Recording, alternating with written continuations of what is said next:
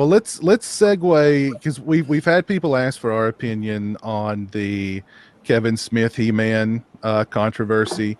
I've not seen the new He-Man series. I don't really have any desire to. Has anybody seen it? Any actually watched it? No.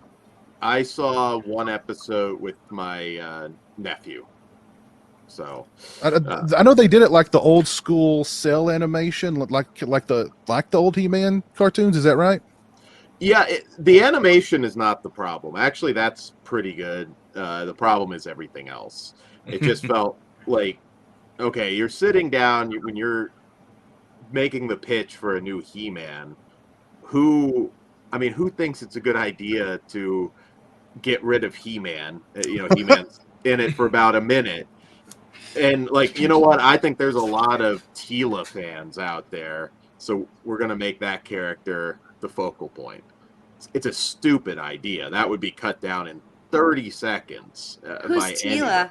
I don't even know who that is. I'm not a fanboy of He-Man. It was, I think, one of the original characters. She was the daughter of Man of Arms. Yes. Yeah. Okay, so they're pushing the female as the main character thing. Oh, Jesus Christ. Yeah. So it's not even. It's called He-Man, but He-Man's not even, or it's called He-Man in the Masters of the Universe or whatever. But He-Man's not even really in it, from what I've heard. Briefly. Ridiculous. But yeah. That's ridiculous. And I don't even like He-Man or watch He-Man I know a little bit about He-Man. I watched the cartoon as a kid, but I don't care. I mean, if they think they're going to draw people in by pulling a Ghostbusters, that's the wrong way.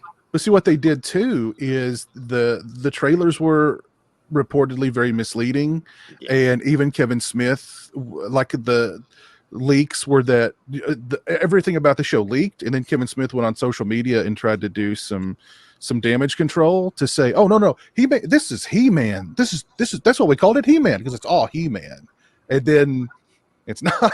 So a lot of people are really upset about him lying and them trying to mislead people. I think more so than the show being bad. Again, I've not seen the show, and already what I do hate is whenever there's criticism of something like this, the reaction is to never validate the criticism. It's always to write it off as trolling or toxic fans, or, well, these people haven't seen it, they're just thumbing it down or giving it poor ratings just because it's trendy. They want to fit in is why they're doing it, or because they're an Isterophobic or whatever. And I hate that they write off. They just think that there's whatever they do is so perfect and brilliant that the only way that you could not see the brilliance in it and be completely just in rapture of how great it is because you're a toxic fanboy or whatever they want to call you. Yeah, it's like they brought up the defense of like Captain Marvel. It's like that all over again. It's like, oh, you just dumbed it down to be cool. It's the people like you that ruin everything. And basically, they do deserve a round of applause because I didn't think anybody could fuck up a toy commercial quite as elegantly as they did. I was too old for He-Man, so I'm not attached to the property whatsoever. I don't give a shit either way. It's just mind-boggling to me that you couldn't do something better than a toy commercial. When you make it look better by comparison, boy, good job. And look, if they wanted to focus on a female character, there's already She-Ra. Why wouldn't they just do She-Ra, Princess of Power? They did. Over that. They did.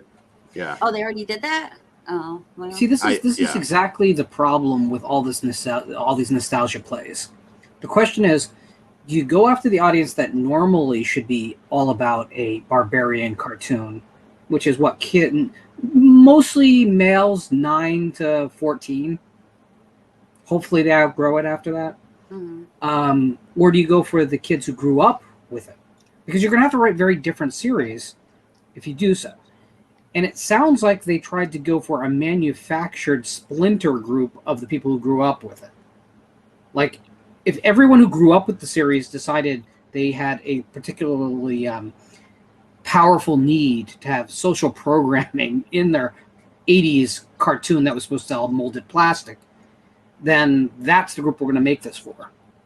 And maybe a few of those exist, but I'm saying it's a pretty small number of people.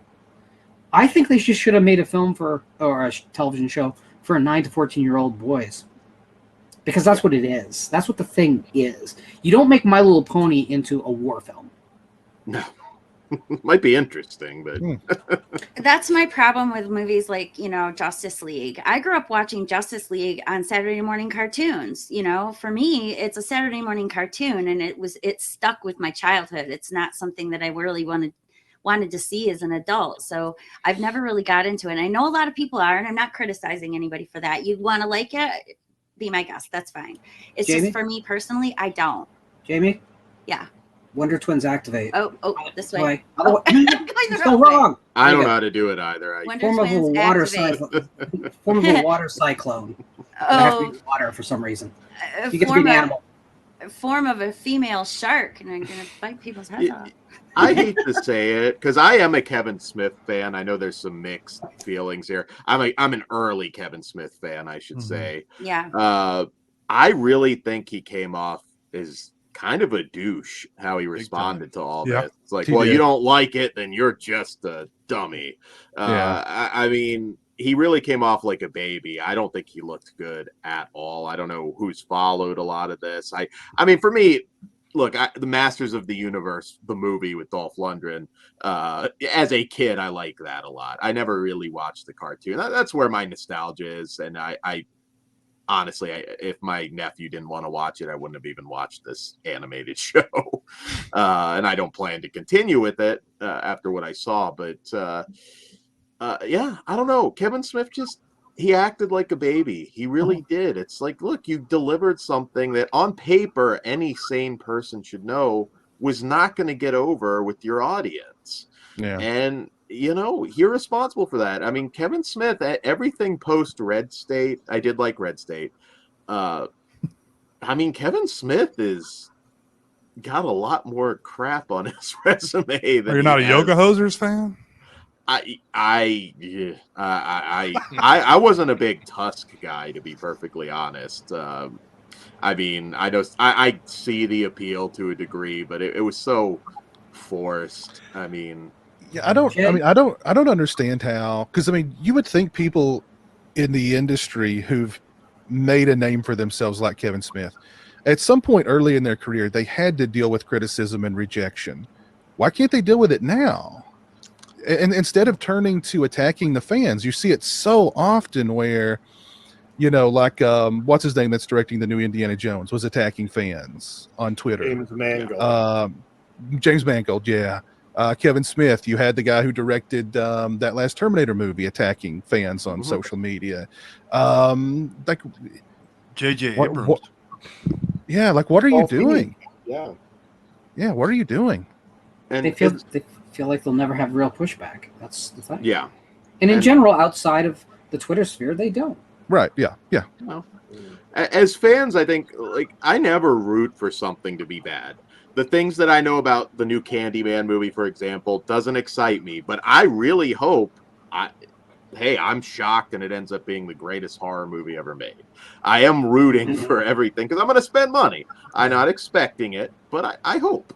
So I don't know. I think the most important thing we have to solve here, Jay, what is your feelings about giant green tigers? Oh, I love them. They're great. Then Masters of the Universe gets a pass. It's done. No matter what they do. I will say this for Kevin Smith, though, because everybody's always talking like now. They're like, why is the guy always crying? He's like constantly, he's crying at everything. Like he watched the Last Jedi trailer and cried, and like he's crying over this and crying over that. And didn't the guy have a heart attack not long ago? Yeah, he survived the Widowmaker heart attack, which I'm glad he did. But then he switched to a vegan lifestyle, and it seems to have a negative effect on his personality. Because he has become very sensitive since then. One chicken tender, and we'll get the old guy back. Don't worry. I can tell you this, okay, because my husband almost died from that too. He had a heart attack, and a Widowmaker particularly, and since then, he's become a little less tolerant of people's bullcrap and a lot more thoughtful about, his happiness and not being such a yes man for others so much. So it might be he's just doing what he wants to do, See, I was going to say, I know a guy who he had to have, like, I forget how many bypass surgery, I mean, he had major open heart surgery. And after he had that, it made him a far more emotional man. You know what I mean? So I don't know if maybe that is what happened to Kevin Smith to make him just such a emotional guy over everything. I don't know, but it's just not a good look on his part with this, with this whole situation. Just not a good look for him. And how easy is it just to ignore it when you get criticism? Just to say, okay, whatever, and walk away and not say anything probably. Yeah. I mean, really. Yeah. I mean, in this day and age, how can you not expect some backlash on the internet? Yeah, it's kind of a thing. Apparently, he wasn't aware of it till now. But he did that for a while. He did that whole thing in which Jay and Silent Bob. Jay, where they went to the guy's house and beat him up, the troll's house, and so it seems like he got it. He got it at one point. He's not getting it now, though. And the only thing I can think of is what happened between then and now is the heart attack, and that might have had something to do with it. I don't know. But what was last? Was it Jane, Silent Bob Strike Back, or Clerks 2? Because whichever one came after, that's the last one I cared about. I think it's also just like, this is a guy who thought Clerks was a big surprise hit as an indie. Mallrats tanked, but then Chasing Amy got critical acclaim. I think he thought he was going to have a very different career than just making Jersey stoner comedies. Right. Which is what he's good at. And I think he thought he was going to have, the ability to become kind of a Woody Allen in that, because if you look at how Woody Allen started, not the most serious work in the world either. But I think he thought he was going to have a robust career, and I think it's just settling in that he's not.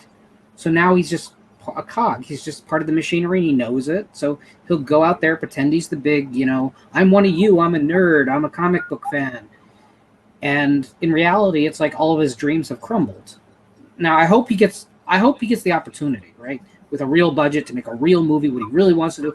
I hope all that happens for him, because he probably would be a better project. But it's hard. The industry, we talk all the time about how the industry failed people like Carpenter and Hooper, right? Well, it's failed Kevin Smith too. Of course, Toby Hooper or John Carpenter aren't that much of douches. They were just kind of brisk and abrasive at times. But. For what it's worth, I've been a long time Kevin Smith fan, and I haven't really been following this whole controversy with the He-Man stuff because I honestly just don't care. But I will say, I mean, I just noticed that on Twitter just a few days ago that he did a table reading of his entire cast for Clerks 3. So we know what he'll be doing next, whether you like it or not. I mean, it's kind of a shame. I mean, I still like his movies to a certain extent. And, it's sad because like 5-6 years ago, like he had almost a nearly fatal heart attack that he managed to get out of. I don't really understand what he's doing with this whole He-Man thing, but yeah. That's me. It must have been a hell of a paycheck, because why else, compared to his filmography, why would he even be interested in doing this? Netflix probably came to him and said, "Hey, how would you like to do a He-Man show?" And he was like, "All right, you're gonna pay me, right? All right, yeah. Well, how many zeros? Yeah." Listen, if it's a way to start talking to Netflix about getting his projects greenlit by Netflix that he wants to do, yeah, I'll write about a green cat. Sure, cool, whatever. You want Smurfette in there too? I'll make it happen. Smurfette. Yeah, and it doesn't really surprise me that he'd pick up something like He-Man, because he's like a big like comic book fan, and he like cartoons and stuff, the same ones we watched growing up, because I believe he's around our age. So, he I forgot what I was saying. Never mind. What's interesting to me about the whole thing is just how he's doubling down on it, and he's kind of turned into what he's always hated.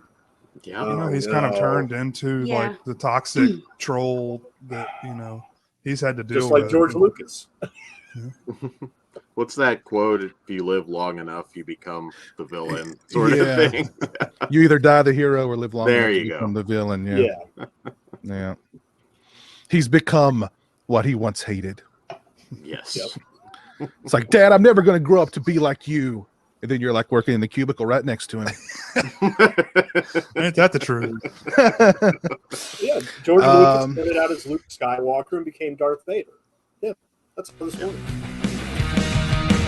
Subscribe to the Region Free YouTube channel and also check out the Patreon to get exclusive content and become a Regionaire.